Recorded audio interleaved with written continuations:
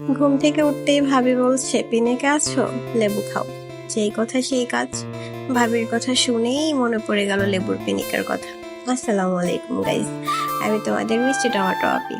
তো আজকে হচ্ছে আমরা লেবুর পিনিক বানাবো।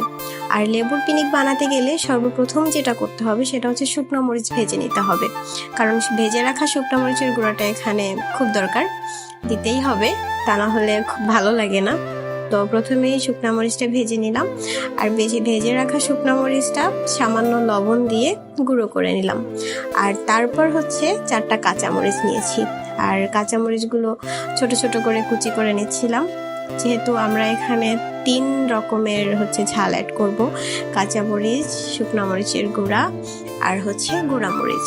তো কাঁচামরিচটা ভালো করে কুচি করে তারপর ছোট্ট কিউট একটা বাটিতে তুলে নিলাম। এটা হচ্ছে সেই কিউট বাটিটা, এটাতে ছোট একটা পিস বলতে পারো, খুব কিউট।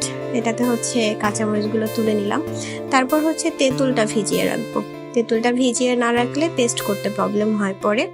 আর এই হচ্ছে আমাদের সম্পূর্ণ উপকরণগুলা, নামগুলো আমি আবারও বলে দিব।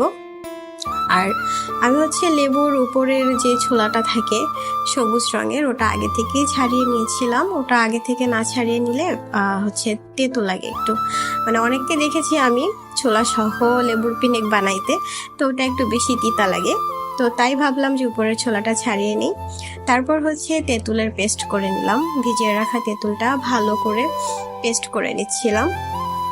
আর এখানে হচ্ছে আমাদের লেবুর পিনিক বানাতে যে উপকরণগুলো লাগবে সেগুলো হচ্ছে লবণ, চিনি, শুকনো মরিচের গুঁড়া, কাঁচামরিচ, গুঁড়া মরিচ, তেঁতুলের পেস্ট আর হচ্ছে সরিষার তেল।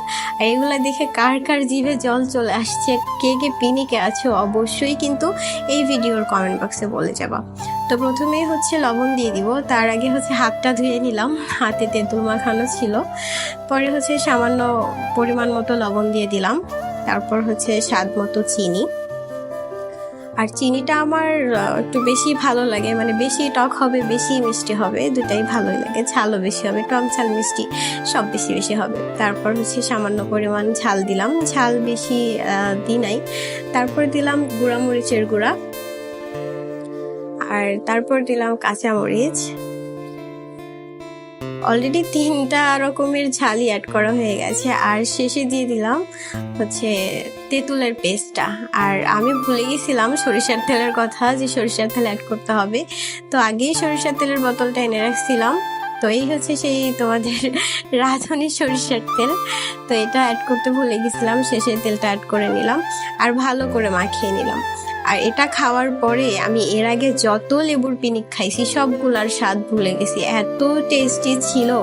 পরে আর একটা ফ্রিজে তুলে নিলাম। আর এই পিনিকটা কে কে এর আগে খেয়েছো অবশ্যই কিন্তু এই ভিডিওর কমেন্ট বক্সে বলে যাবা। আর কে কে পিনিকে আছো, কার কার পিনিক কেটেছে এটাও বলবা। এটা হচ্ছে আমাদের ফাইনাল লুক। তো আজকের ভিডিওটা এই পর্যন্তই। সবাই ভালো থাকবা, সুস্থ থাকবা, আল্লাহ হাফেজ।